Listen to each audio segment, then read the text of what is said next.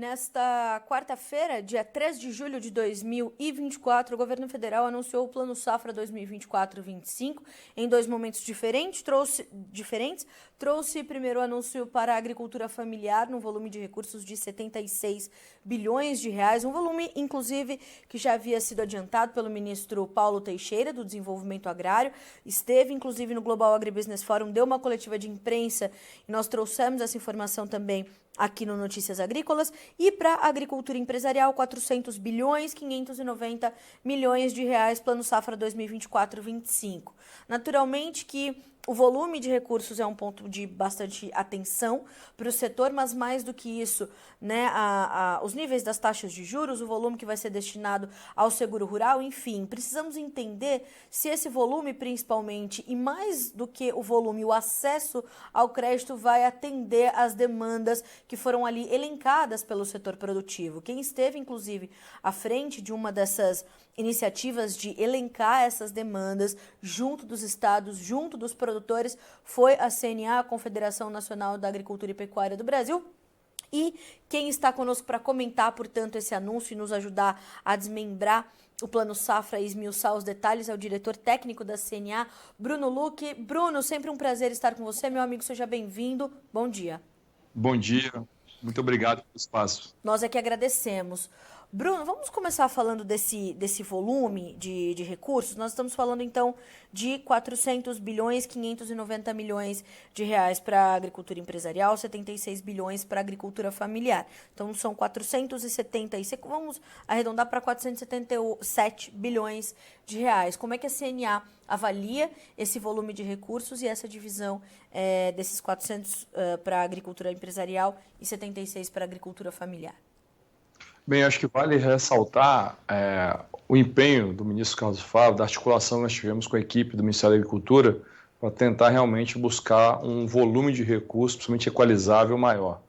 Infelizmente, nós não conseguimos e a CNA considera que esses valores ficaram aquém daquilo que nós demandamos e que o setor precisa. Nós vivemos no momento em que, pese os custos caíram, né, como foi anunciado pelo governo, a margem caiu muito mais. Nós tivemos reduções no custo de produção na ordem de 10%, isso para aqueles produtores que não tiveram que fazer replantio, que não tiveram perdas, né, em condições normais. Porém, as margens, de forma generalizada, caíram mais de 30%. Então, isso prejudica muito.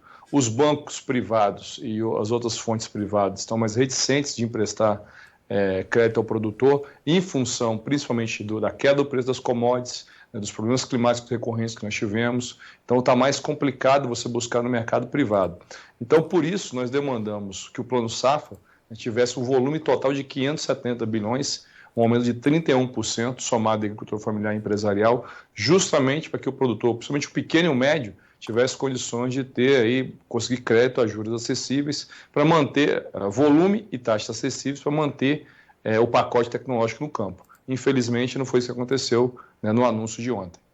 Bruno, o quanto deixa descoberto o setor essa diferença do volume pleiteado pela CNA versus o volume que foi anunciado pelo governo federal? Quais são os pontos de atenção e onde o setor pode ficar mais descoberto diante dessa diferença? Em que pese o crédito rural oficial, né, o Plano Safra, ele representar aí pelo menos até 30%, um pouco abaixo de 30% do fundo que compõe o setor, né, daquilo que o produtor realmente usa para tocar a sua safra, ele é um importante direcionador de política pública, né, quando ele elenca ali as linhas de investimento prioritárias, como construção de armazém, né, o renovável, que é para práticas sustentáveis, ele sinaliza aquilo que o governo incentiva que o produtor faça mais rápido. Então ele tem esse papel fundamental como direcionador, né, de mudança de sistema produtivo, né, incorporação de tecnologia. Para o pequeno, na agricultura familiar, e para o médio produtor, ele é mais importante ainda, porque ele consegue trazer taxas mais acessíveis num cenário onde esse produtor no mercado privado teria dificuldade de contratar. Então, quando a gente vê vamos dizer, teve um aumento de 9%, somando os dois planos. O que a gente realmente precisa entender é quanto desse percentual vai para os recursos equalizáveis, aqueles que realmente vão trabalhar para a redução de taxas de juros. Porque o aumento só do recurso livre, né, aquele que vai ter pouco impacto, ele realmente acaba que ele tem menos importância comparado, né, ao recurso equalizável. Então, esse é um ponto de atenção. Agora, o que realmente nos chama atenção nesse momento? como eu falei anteriormente, que pese os custos caíram, nós estamos tendo aí um incremento no custo, na cotação do dólar nessas últimas semanas. O dólar aumentou de forma significativa e isso já está impactando, né, a perspectiva de preços de fertilizantes, de defensivos e sementes para o segundo semestre. Principalmente de fertilizante, né, que boa parte dos produtores começou a comprar, né, de uma forma mais intensiva no mês passado e vai seguir agora, né, a partir do segundo semestre. Quando você tem esse incremento do câmbio e uma disponibilidade de crédito menor ou um crédito mais caro, você pode desestimular que o produtor adote pacotes tecnológicos mais arrojados, ou que ele reduza áreas de produção, ou até que ele substitua culturas culturas que são menos exigentes em questão de fertilidade e controle de insumos. Então, esse cenário ainda, a gente vai precisar discutir com a base agora, mas é preocupante, porque pode levar até mesmo para uma diminuição de produção a depender da cadeia produtiva, da região e da estratégia do produtor, se ele não tinha comprado esses insumos ainda. Bruno, já era... a própria CNA trouxe essa situação, outros especialistas também falavam sobre isso, sobre como esse certo atraso que houve na divulgação do anúncio, ela justamente ia comprometer bastante do planejamento da safra 2024-25.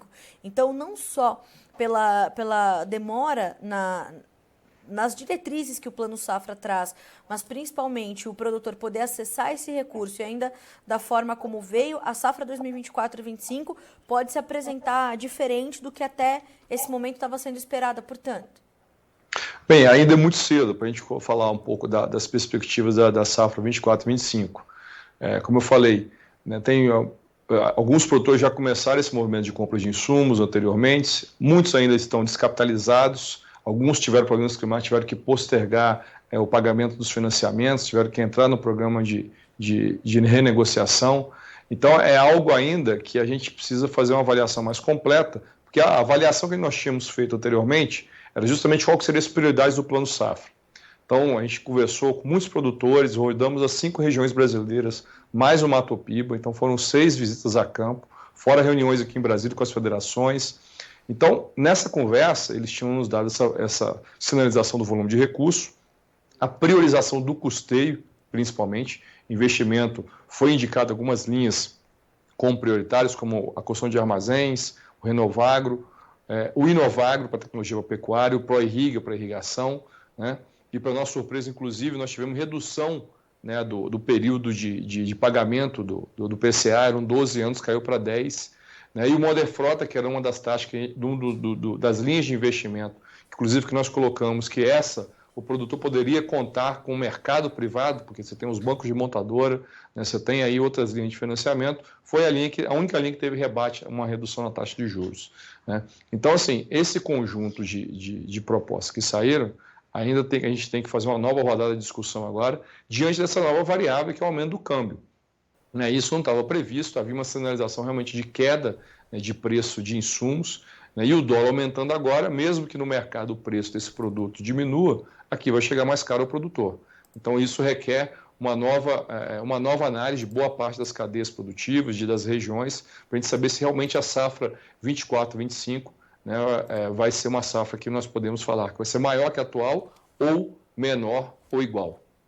Bruno, uma situação que foi bastante questionada pela audiência aqui do Notícias Agrícolas, durante o anúncio, inclusive, e no próprio canal do governo ali que estava fazendo a transmissão ao vivo do Plano Safra, foi essa condição das taxas de juros, né?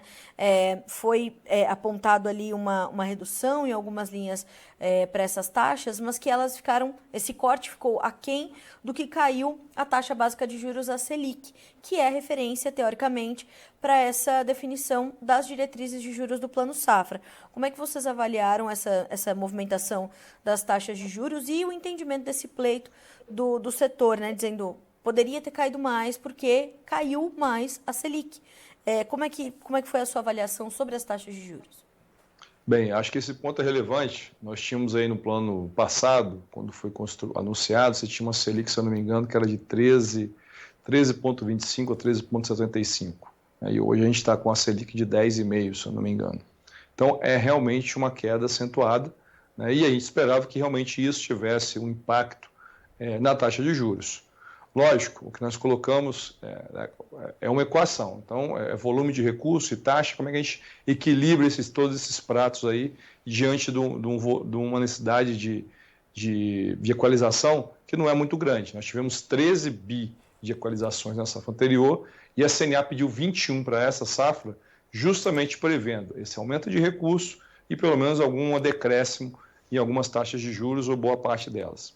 O que nós tivemos, desses 13 do ano passado, nós tivemos 16 que anunciaram ontem. Então, realmente, com esse volume de recurso para equalização, fica difícil você trabalhar taxas, né, e volume, que é muito pouco. Mas o que nós esperávamos? Que realmente tivesse uma redução, né, que seja pelo menos mínima, pelo menos 1 ponto percentual em boa parte dessa, e que as linhas de incentivo ambiental trouxessem os outros pontos percentuais que teriam uma queda de 0,5% a cada tecnologia aplicada. Por exemplo, nós propusemos aqui que se o produtor usasse bioinsumo, usasse as práticas ABC como plantio direto, integração lavoura-pecuária-floresta, recuperação de pastagem, tratamento de dejetos, enfim. Para cada uma dessas práticas ele teria uma redução de 0,5 ponto percentual, chegando a um total de 2. Então, se caísse 1 do plano como um todo, e ele conseguisse aí até demonstrar 4 dessas alternativas, ele teria realmente uma redução de 3. Né? Então, essa seria uma proposta de incentivo para a gente acelerar essa transição aí que boa parte dos produtores já fazem no Brasil. Né? Era muito mais para bonificar esse produtor. O que acontece é que o que foi anunciado, eles mantiveram a questão da análise do CAR, a validação do CAR, isso que não depende do produtor rural. Exatamente. Então, é algo que não está na governança dele, então é algo que não vai ter muito como usufruir. E as práticas sustentáveis que entrou o Programa de Produção Integrada do Ministério da Agricultura e as boas práticas também do Ministério da Agricultura, os quais precisam de uma certificação para ser feito. Então, você não consegue colocar muitos produtores atualmente, porque é um programa que passa por toda uma certificação. A nossa proposta era que o projetista que faz o projeto e que teoricamente já está incluída a assistência técnica, aqueles 2% que o produtor paga, dessas comprovações que o produtor está fazendo plantio direto, que o produtor está usando bioinsumo, né? Ele realmente fizesse isso sem onerar o produtor e realmente de uma forma simplificada que os bancos pudessem aí dar as justificativas para o Banco Central, né, dessa redução de taxa de juros. Infelizmente também não aconteceu, né, e a gente espera que pelo menos essas que foram anunciadas saiam, né, de uma forma mais rápida do que foi o CAR analisado no ano passado. Eu também me lembro, Bruno, de um pleito importante que era uma prioridade para as linhas de armazenagem, né, de construção de armazéns, com também recursos a taxas de juros mais acessíveis. Isso, como veio a questão da armazenagem no anúncio de ontem e como a CNA avalia essa medida anunciada pelo governo federal? Houve um incremento no volume de recursos, isso é positivo. Que pese não foi o volume total que nós pedimos também, mas ocorreu esse volume. O que nós tínhamos até colocado como priorização para redução de taxa de juros, o PCA é uma das linhas principais, que é um investimento de longo prazo. O produtor não consegue trazer todos os ganhos do investimento no curto prazo. Sim. Então, a prioridade era o que nós colocamos, era o PCA, Renovagro, Inovagro e Pró-Irriga. Seriam essas 4 linhas, né, que realmente tiveram incremento de recursos, não como eu falei no que nós gostaríamos, mas houve, né, então isso a gente tem que pontuar de forma positiva, porém não teve mudança na taxa de juros dessa linha. O que teve foi do Moder Frota, que, como eu falei, o Moder Frota é uma linha que hoje a compra de máquina é importantíssima, que eu quero deixar isso muito bem claro. O Moder Frota é uma linha importante, porém o produtor consegue, como eu falei, banco de montadora, né, e usando a própria máquina como garantia, ele consegue isso no mercado privado também, de uma forma muito mais fácil do que eu construir um armazém. Buscar recursos para a construção de armazém no mercado privado ou para a recuperação de reserva legal é muito mais complicado. Então, por isso, a priorização disso dentro do Plano Safra, que infelizmente a gente não teve aí em relação à taxa de juros. Bom, Bruno, a gente vai, você mesmo apontou que vai ser necessário uma série de outros cálculos diante dessa movimentação cambial, vamos entender esse cruzamento, né, do volume de recursos com as taxas, como eles foram divididos. Um outro ponto também a demanda número 1, né, levantada pela CNA junto a essas instituições estaduais, foi a questão do seguro. O volume de recursos ainda é um volume preocupante? E como é que vocês avaliaram, agora olhando um pouco mais detalhadamente para essa vertente do Plano Safra, para as condições do seguro? Ainda é um cenário que preocupa muito? Com certeza. O seguro rural, como você bem disse, foi a principal demanda que nós apresentamos para o governo, né? Nós tivemos aí, no passado, 1 bi de disponibilização para o programa do PSR, que é o Programa de Subvenção ao Prêmio do Seguro Rural. Esse recurso, esse ano, está em torno de 900 milhões. E o pleito da CNA é que a gente tivesse um aporte de recurso que totalizasse, no final do ano, 3 bi para esse ano. 3 bi de recurso e para o ano que vem, 4 bi. Isso para quê? Para a gente ter a mesma quantidade de área segurada que nós tivemos em 2021, que foi o nosso melhor resultado, que chegou a 14 milhões de hectares. A safra passada, a gente está em torno de 6 milhões de hectares. E com essa redução, né, agora de 900 milhões, a ideia é que possa ficar até mais baixo que isso. Então, o seguro rural é fundamental. A gente tem visto aí os eventos climáticos têm ocorrido sem tempo de ter neutralidade. Nós tivemos 2 laninhas seguidos e, na sequência, um El Niño, que foi agora. Para esse final de ano agora, tem uma possibilidade de laninha novamente. Então, os períodos de neutralidade estão sendo reduzidos.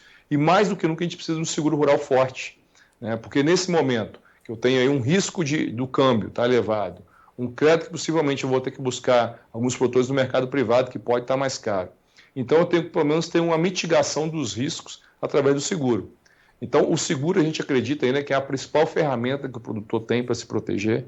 E essa subvenção do governo é essencial para que o produtor consiga contratar o seguro, né? As seguradoras, em função desses problemas que passaram nos últimos anos, boa parte delas tem aumentado o custo do prêmio, tem reduzido, inclusive, o percentual de cobertura. Então, o produtor realmente precisa de uma ajuda. Para quê? Para que a gente possa garantir que ele tenha, vamos dizer assim, disposição de seguir produzindo. Porque num ambiente com várias variáveis que impactam de forma negativa, sem o seguro, certamente, ele vai estar mais receoso de ampliar a área, né, ou realmente, né, de plantar o que ele plantou no último ano, enfim. Então, o seguro é um fator fundamental até para ter essa decisão do que plantar, como plantar e a quantidade que o produtor vai plantar na próxima safra. Mas o volume de recursos ainda é um volume insuficiente, né, Bruno? Exato. O que saiu, né? Para dizer que não teve nada, foi anunciado 210 milhões para o Rio Grande do Sul. Sim. Ótimo, que o Rio Grande do Sul realmente é um estado que está muito necessitado, a gente precisa de seguro e muito mais.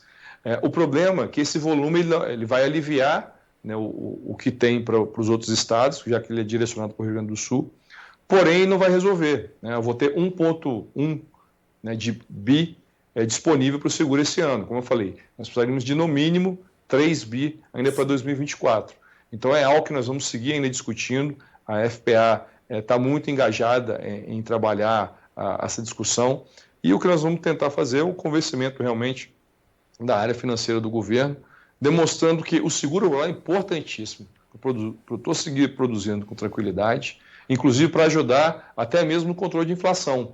A melhor forma de a gente controlar a inflação é estimular a produção, né, a maior oferta, né, de produtos agropecuários. E o seguro ele dá essa garantia. E até mesmo se o produtor precisar buscar crédito no mercado privado, o seguro serve de lastro, né? É uma garantia a mais que o produtor tem para que o mercado privado empreste recursos para ele. Então é algo que a gente vai tentar ainda insistir em razão da relevância que o seguro tem para a agropecuária brasileira. Bruno, olhando um pouquinho para a questão da agricultura familiar, o Proagro foi um ponto também de bastante atenção. Recentemente o governo anunciou algumas mudanças no Proagro, encareceu um pouquinho o prêmio sob a justificativa de evitar algumas fraudes, né, fazer uma espécie de pente fino ali. O que mudou no anúncio quando a gente olha para o Proagro, nesse anúncio do Plano Safra 2024-25, focando um pouco mais agora na agricultura familiar? Bem, nós tivemos uma mudança, né, um enquadramento antes do anúncio do Plano Safra. Antigamente, o produtor, para ele contratar o Proagro, ele teria que ter ali 335 mil, né, do crédito. Esse volume caiu para 270 e a CNA propôs que aumentasse para 450 mil. Nós não tivemos nenhum anúncio relacionado ao Proagro. Isso, inclusive, nós acreditávamos que essa redução de 335 para 270 seria algo que o recurso poderia migrar um percentual para o PSR, até mesmo para que os produtores que tivessem perdido ali o enquadramento pudessem contratar o PSR. Né? Isso não aconteceu. E o que preocupa, além dessa questão do enquadramento do Proagro, é justamente a questão do aumento das taxas de juros que foram anunciadas. Por exemplo, nossa Federação de Sergipe, né, tem ali na região do Cealba, né, que é Sergipe, Alagoas e Bahia, uma região muito produtora de milho, ela nos informou que antes a taxa de juros do Proagro para o milho na região era de 7%. Agora passou para 23%, o que se torna proibitivo. O produtor não consegue contratar uma taxa de 23%. Da mesma forma, a região da Bahia, ali, também que planta milho, né, nessa proximidade do estado de Sergipe. Então, essa mudança na taxa de juros do Proagro, ela preocupa muito, porque ela aumentou muito. Então, isso pode corroer toda a margem do produtor, né, e, a depender, né, do problema que ele tiver, até deixar ele no prejuízo. Outro ponto do Proagro que preocupa, quando o produtor acionava o Proagro, o volume ele quitava a questão do financiamento e tinha ali uma indenização para que ele pudesse ali se preparar para a próxima safra. Essa indenização era classificada entre R$20 mil e R$40 mil, eram as duas modalidades. Hoje, com a mudança, todo mundo agora está em R$9 mil. Então, R$9 mil, se a gente tiver que dividir aí por 12, dá o quê? Pouco mais de R$700 por mês para esse produtor se manter até a próxima safra. Então, é realmente algo preocupante em relação ao Proagro, né, que pode deixar muito pequenos produtores desamparados, tanto pelo aumento da taxa, redução do enquadramento e essa redução da indenização. Bruno, para a gente encaminhar para a conclusão, embora a gente vá ainda entender muito do Plano Safra, né, com o decorrer das coisas, né, o entendimento do acesso a esse recurso efetivamente, eu queria emendar duas perguntas em uma para ti nesse momento, para a gente concluir. Um é entender um pouquinho dessa linha de regularização fundiária que veio para a agricultura familiar, que eu sei que também é um ponto de atenção ali, de destaque da CNA, e como é que você imagina que vai ser o acesso aos recursos, tanto da agricultura familiar quanto da agricultura empresarial, nessa nova temporada, nesse novo momento, que era também uma preocupação da CNA e dos próprios setores produtivos. Ótimo. Bem, então a linha da regulação fundiária é uma linha que a gente vê com bons olhos, porque principalmente para o pequeno produtor da agricultura familiar, ele precisa do ter o GEL, ele precisa de ter documentos registrados em cartório. O GEL em que pese, ele poderia ser feito pelo governo, que produtores abaixo de 4 módulos fiscais, o governo teria a obrigação de fazer esse georreferenciamento. Porém, o que acontece? Boa parte não consegue fazer, então o produtor tem que pagar para isso, e isso custa caro. Então, esses 10 mil que saíram, de certa forma, pode ajudar o produtor a pagar esse GEL e todos os desembaraços de cartório que são necessários para ele apresentar os documentos de regularização e conseguir o título definitivo. Né? Acho que esse é o ponto principal. Então, acho que isso foi positivo. Do que a gente espera da questão das contratações, nós tivemos problemas na safra anterior, porque se pulverizou o número de bancos. Isso é bom, né, porque você aumenta a concorrência, porém, alguns bancos não estavam preparados para isso, devolveram o recurso, devolveram tarde, e às vezes, quando devolveu, o que ele pegou já não era o mesmo valor, já tinha tido um custo maior, então devolveu com um recurso menor. Então, o que nós conversamos muito com a Fazenda, com a Agricultura, é que realmente precisa ter um critério diferenciado, né, nessa questão da contratação do crédito, inclusive até pensando em penalidade se o banco pegar esse recurso e não utilizar. Porque é recurso que está destinado ao produtor que vai ficar parado e não adianta no último mês devolver isso. Eu preciso disso ao longo da safra. Né? Outro ponto que ano passado também a gente questionou bastante foi a liberação em trimestres, né, do recurso. Então, já no primeiro mês, boa parte do recurso já tinha ido embora, porque quando você coloca agora esse segundo semestre, é o período que o produtor mais contrata, historicamente.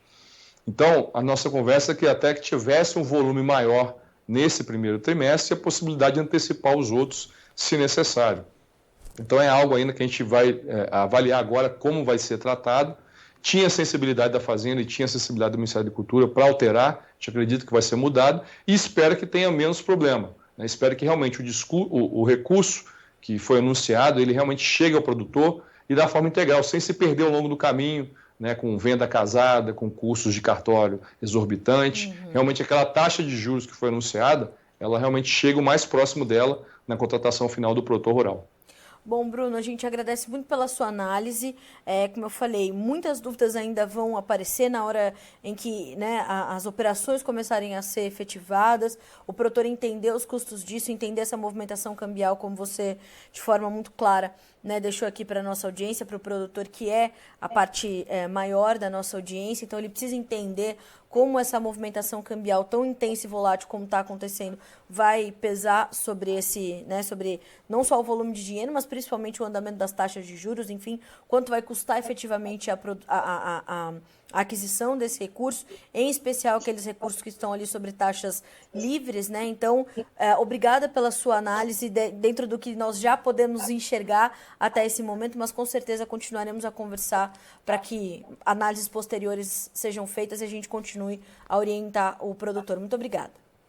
E eu que agradeço, a CNA segue à disposição. Nós daqui também. Obrigada, Bruno. Um bom restinho de quinta-feira para você, bom trabalho, até a próxima. Um abraço. Até Mais. Bom, senhoras e senhores, então alguns pontos de atenção. Como eu falei, né? Nós temos ali um anúncio que não atende, em linhas gerais, não atende ao pleito, né, feito pelo setor produtivo, na pessoa ali na instituição da CNA, sendo, né, a Confederação de Agricultura e Pecuária do Brasil ouviu os produtores, ouviu as cadeias produtivas, as instituições estaduais, né, fez essa rodada de visitas aos principais estados produtores para levantar esses pleitos e chegou a um volume de recursos de 570 bilhões de reais. O que nós temos além dos 400 bilhões, 590 milhões para a agricultura empresarial, 76 bilhões para a agricultura familiar e também um pouco mais, acho que 108 milhões de reais em linhas para o PCR, as linhas as letras de crédito, né, vai dar pouco mais de 500 bilhões, mas são situações diferentes. Então, havia necessidade desse volume de recursos chegar a 570 bilhões, incluindo as duas frentes, a agricultura empresarial e a agricultura familiar. Algumas linhas que foram também pleitos de prioridade da CNA não foram atendidas, como o PCA, por exemplo, que é a linha para a construção de armazéns, né, o programa de construção de armazéns. Veio um volume maior de recursos, mas com uma taxa de juros ainda um pouco acima, é um investimento de longo prazo, por isso precisava de um outro olhar. A questão do seguro. O seguro ainda caminha num cenário bastante preocupante. Ontem o Alexander Horta fez uma entrevista, inclusive, com um especialista em seguros agrícolas que falou que o seguro continuou, né, ali ainda relegado a segundo plano, no plano safra, que é prioridade número 1, foi a primeira, né, a demanda número 1 elencada pela CNA foi a mudança no seguro rural e um volume de recursos de pelo menos 3 bilhões. Veio 1,1 bilhão e 210 milhões serão destinados ao Rio Grande do Sul, que é ótimo, né? Porque realmente precisa haver um olhar diferenciado para o estado gaúcho depois da tragédia de maio com as enchentes que acometeram o estado. Então, é preciso realmente mandar esse recurso para os produtores gaúchos, mas de que forma isso vai chegar lá também é um ponto de atenção. Um outro ponto de destaque, o acesso a este dinheiro. É sempre a dúvida maior, né? É sempre a preocupação maior do setor. Como alcançar este dinheiro durante a safra. Inclusive, o Bruno disse que teve uma conversa, né? A CNA teve uma conversa bastante transparente com o Ministério da Fazenda, com o governo federal, de que havia uma necessidade de um critério diferenciado para o acesso aos recursos do Plano Safra, que o produtor precisa disso ao longo da safra, inclusive com a discussão de uma penalidade para o banco que pegar esse recurso, né, e não utilizá-lo, né? O Bruno até usou um exemplo. Não adianta, no final do último mês, devolver isso, né, porque não usou e a gente ficou com outras instituições sem dinheiro para que o produtor possa acessá-la. Então, de novo, né, nós temos ali uma análise quase que ainda preliminar, porque muito ainda tem para acontecer. O custo da nova safra não vai ser baixo diante dessa movimentação cambial. O dólar sobe bastante frente ao real. Ontem até teve um ajuste, uma correção, perdeu 2%, voltou a operar abaixo dos 5,60, depois de, nesta semana, já ter batido os R$ 5,70. Então, é um reflexo de uma política complicada ali. O governo federal vai batendo cabeça ali, o Ministério da Fazenda e tudo mais. Então, é um cenário bastante delicado, é um cenário, inclusive, que a FPA, Frente Parlamentar da Agropecuária, na sua nota oficial, na sequência do anúncio do Plano Safra, classificou como um alerta sobre o endividamento do agro oficial, né? Então, traz esse sinal de que o Plano Safra, 1, demorou a chegar, 2, não atende o volume de recursos, 3, não olha para o seguro num ano em que o produtor precisaria ainda mais disso. Então, de novo, é uma análise preliminar do que já se sabe, mas ao passo em que as operações forem sendo pleiteadas e efetivadas, aí nós vamos entender como é que as coisas vão se desenhar. Então você precisa ficar atento, debulhe o Plano Safra, pegue o Plano Safra, entenda, veja em quais programas você se encaixa, veja quais são os seus investimentos planejados, os custos da sua safra, o quanto foi destinado desses 400 bilhões, né, a cada programa, então custeio, comercialização, financiamentos, enfim. Debulhe, né, da sua perspectiva também. Nós aqui continuaremos a trazer essas análises para que você possa ter o entendimento de como está inserido, portanto, e como isso chega para esse momento também do caminhar econômico e político do Brasil, né? Estamos de olho, estamos monitorando. A gente fica por aqui com esse boletim, mas na sequência tem mais informações sobre o mercado do boi gordo ao vivo aqui no Notícias Agrícolas. Acompanhe para ser sempre o produtor rural mais bem informado do Brasil. Notícias Agrícolas, informação agro-relevante e conectada.